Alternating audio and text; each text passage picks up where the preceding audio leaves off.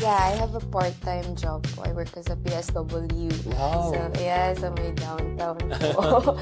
So, nag-start lang naman ako last month. Congrats. Yeah, January last month. Medyo mahirap siyang humanap ng work kasi winter po.